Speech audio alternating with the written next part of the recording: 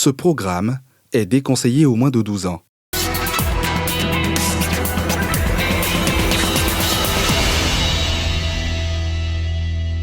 Il ferme, il va boire, il vient, il casse. Il ne pouvait pas faire de lui-même, c'est quelqu'un qui l'a tué. Et il a un enfant aujourd'hui, qu'est-ce que je vais dire à son enfant?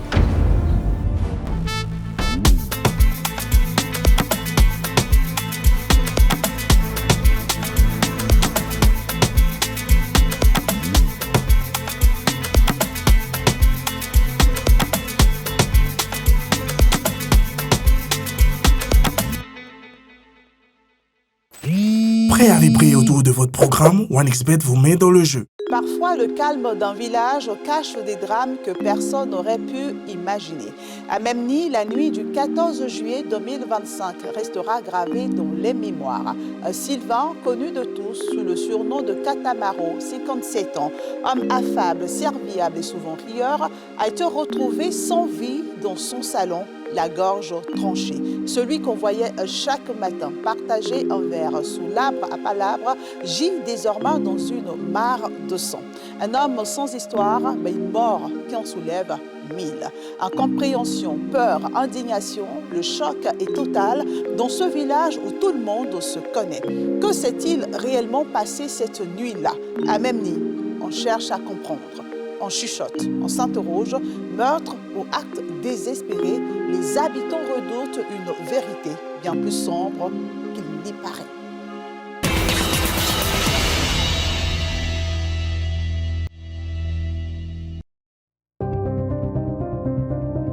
Salarié d'un supermarché à Abidjan, la métropole économique de la Côte d'Ivoire, Sylvain va se retrouver subitement sans emploi en 2014 à cause d'un incendie qui a ravagé son lieu de travail. Éprouvé, il opte pour un retour à Memni, son village natal, situé dans le département d'Alépé. Un village moderne dans lequel il fait bon vivre. Une fois installé au village, Sylvain semble avoir du mal à accepter sa situation précaire et se laisse entraîner dans le cercle vicieux de l'alcool.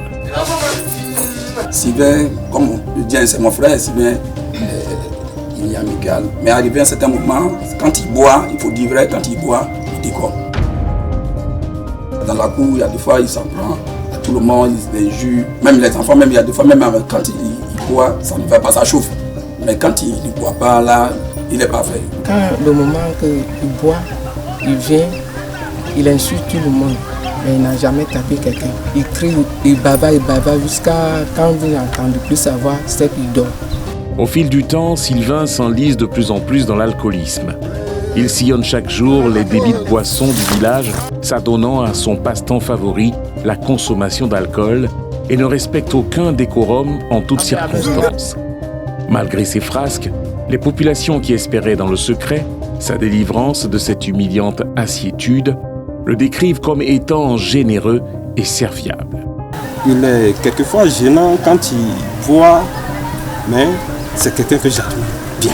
Parce qu'à côté de ça, il est une bonne personne. C'est une personne serviable. N'importe qui tu l'envoies, que tu sois petit ou pas, il va, il le fait.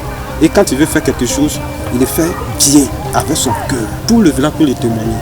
Affectueusement surnommé Katamaro par les villageois, Sylvain plein de vie et taquin, connu pour son avenance et sa tendance à lever le coude, réside dans cette cour familiale au quartier Tsakwa du village de Memni. Dans ce lieu, chaque membre de la fratrie possède une habitation. Sylvain, quant à lui, partage son appartement de 3 pièces avec son neveu Camus, mais la relation entre les deux hommes est tendue. Il faut dire que les deux hommes se disputent souvent. Katamaro n'est jamais lucide. Il tient des propos parfois déplacés. Son neveu aussi n'a pas une bonne réputation. On le voit souvent en compagnie des jeunes peu catholiques du village. Mais bon, c'était leur quotidien. Ainsi s'écoulait le quotidien tumultueux de Katamaro, meublé de querelles et d'alcool. Puis un soir, ce dernier décide de passer la nuit chez sa sœur aînée, prétextant être en danger. Aujourd'hui, je vais dormir avec vous. Je ne vais pas dormir dans ma chambre là-bas. Puis je lui ai dit, le moment que tu bois là, il ne faut pas venir vers moi parce que je n'aime pas l'odeur de boisson. Il me dit qu'il n'a pas bu. Que dehors là-bas, quelqu'un lui a donné de l'argent. C'est 500, 2 billets. Ses amis ont vu ça. Ils croient que c'est beaucoup d'argent. Il veut que je leur donne aussi. Je dis, je ne leur donne pas. Donc, c'est à cause de ça que je dis, je vais dormir chez vous ici pour ne pas que la nuit, ils vont m'adresser. Jusque sa porte ne se fermait pas. Lui-même, il ferme. Le jour qu'il va, comme je l'ai dit, il va boire, il vient, il casse. Pour l'heure, ces déclarations semblent peu convaincantes pour beaucoup, surtout en l'absence de tout adversaire identifiable. Néanmoins, ce sont exactement ces mots qui vont devenir le catalyseur du doute lorsque l'existence de Sylvain va basculer dans l'horreur. Lundi 14 juillet 2025, 19h. Après une journée de dur labeur, Magloire, l'un des frères de Sylvain, enseignant dans une école privée du village et résidant aussi dans la cour familiale, rentre chez lui. Il se met à préparer le repas du soir. Soudain, un cri perçant lui parvient.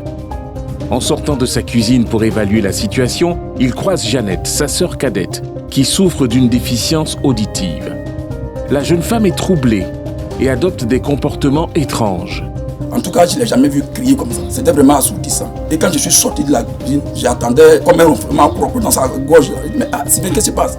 Maintenant, ma soeur continue de pousser ce cri-là. Donc je regarde à terre, il y a des gouttes de sang qui le suivaient. Au départ, j'ai pensé qu'il saignait du nez. On devait l'accompagner à l'hôpital. Hébété, Magloire et quelques habitants du voisinage qui se sont joints à lui pour s'informer suivent les marques de sang qui semblent conduire jusqu'à la porte de Katamaro. Le cœur lourd et anxieux, ils ouvrent la porte du salon de cet homme qui était légèrement entrebâillé. Il se pétrifie d'effroi. Sylvain, le cou tranché, repose là, sans vie. Le spectacle est affreux. Des hurlements de souffrance, des sanglots et des lamentations éclatent de tous les côtés. Après, on s'est introduit dans sa chambre. C'est dans sa chambre qu'on a trouvé une bouteille cassée. Autour de cette bouteille-là, alors, plein de sang.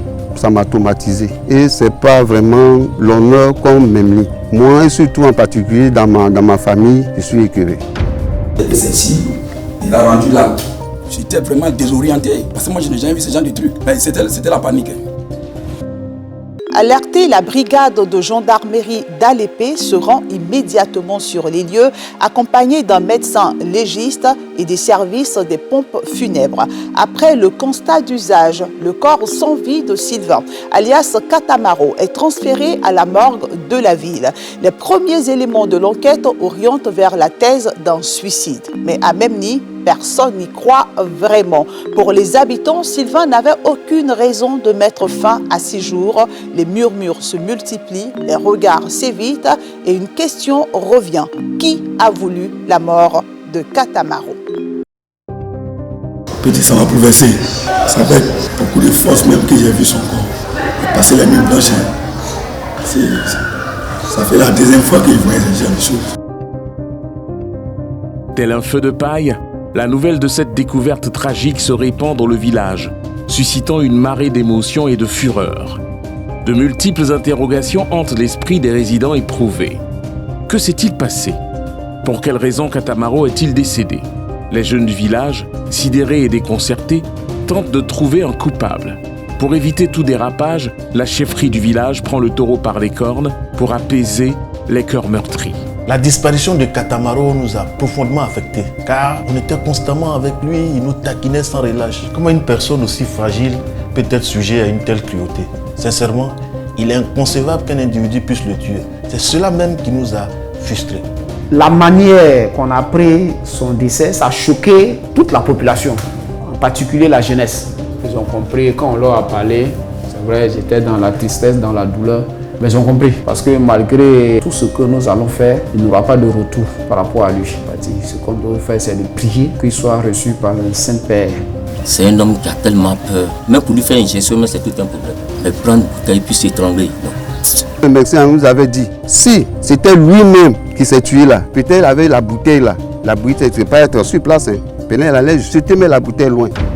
Mais la bouteille, tout a été regroupé. À côté de cette bouteille-là, il y a du sang. Et il nous a dit, à cette profondeur-là, non, il ne pouvait pas faire de lui-même. C'est quelqu'un qui l'a tué. Qui aurait pu commettre un acte pareil? La famille pense avoir une piste.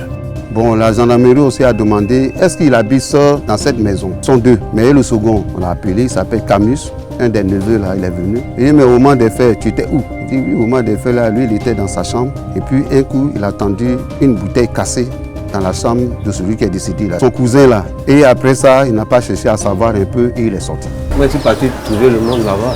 Non, c'est pas moi, c'est pas devant moi, il y a tout passé. Il ne veut pas accuser l'homme que lui là l'a fait ça, lui là l'a fait ça, lui là. Il n'a pas vu comment accuser quelqu'un. Quand il y a ces cas comme ça là, il y a des cérémonies à faire. Le jour de la cérémonie là, il était absent. Pourquoi Camus a-t-il apporté des changements à sa version des faits? Aurait-il des informations sur le décès de son oncle qu'il cache? Difficile de démêler le faux du vrai dans cette histoire abstruse, c'est-à-dire difficile à comprendre. Néanmoins, cela suffit à éveiller des soupçons et à alimenter les spéculations, surtout qu'un jour avant le drame, Sylvain avait insinué qu'il était en danger. Il apparaît qu'à Memny, une grande partie des habitants soutient l'hypothèse du meurtre. Une hypothèse non vérifiée qui a suscité assez de tapage pour créer une psychose et une peur constante dans le village. Aléatoire que je lui parle, j'ai peur. Si on ne connaît pas la personne qui a fait, moi si je quitte au dehors, je viens, je ne sais pas. Bon, en tout cas, lui, celui-là, je ne suis pas à l'aise. Je ne suis pas à l'aise. Même c'est le crime qui est encore dans ma tête parce que franchement, c'était vraiment, je dis appuyé même, l'écrit était vraiment assourdissant. Des fois je suis là et puis bon, l'image me vient en tête. Après une cérémonie dédiée à nettoyer la terre souillée par le sang répandu lors de ce drame, Sylvain trouve sa dernière demeure au cimetière du village, le 26 juillet 2025. Les membres de la communauté villageoise de Memny vivent désormais des jours sombres, assombris par le souvenir de l'absence d'un membre cher. Pour eux, seule la compréhension de ce désastre pourrait rétablir la tranquillité dans ce hameau. Je n'ai pas de preuves palpables pour pouvoir accuser tel ou tel. Franchement, donc, il est question qu'on rentre. Vous savez, nous sommes en Afrique, donc on ne peut pas laisser ça comme ça. Il faudrait même aller consulter pour qu'on puisse trouver les responsables même de ça. Parce que quand on dit là, c'est mon frère et il a un enfant aujourd'hui, qu'est-ce que je vais dire à son enfant? Mon souhait le plus ardent, c'est de trouver qui a fait ça. Même si c'est mon frère, même si c'est un ami, une connaissance, je souhaite que la personne paye. Bah, c'est pas normal. On ne peut pas faire ça à un être humain. C'est même pas acceptable. On souhaiterait avoir un poste sur place stable. Je pense que ça va aider la chefferie dans ses tâches contre l'insécurité qui grandit à Memny. À Memny, la douleur a laissé place à la suspicion. Pour les habitants, il ne fait aucun doute qu'Atamaro n'a pas pu se donner la mort. Derrière ce drame, ils voient la main d'un proche, peut-être même d'un membre de la famille. Depuis, le village vit dans un silence pesant où chaque regard semble interroger l'autre. Katamaro a-t-il été assassiné ou la vérité se trouve-t-elle ailleurs? Camus, soupçonné d'en savoir plus qu'il ne le dit, est au centre de toutes les conversations. Katamaro laisse derrière lui un fils de 27 ans et une famille au bord de l'éclatement. À Memny, ce drame a laissé une blessure profonde. Les villageois ébranlés réclament désormais un poste de gendarmerie pour mettre fin à ce sentiment d'insécurité grandissant. Bonsoir. Paris gagné, vous venez de suivre votre programme avec OneXBet, site de paris sportifs en ligne.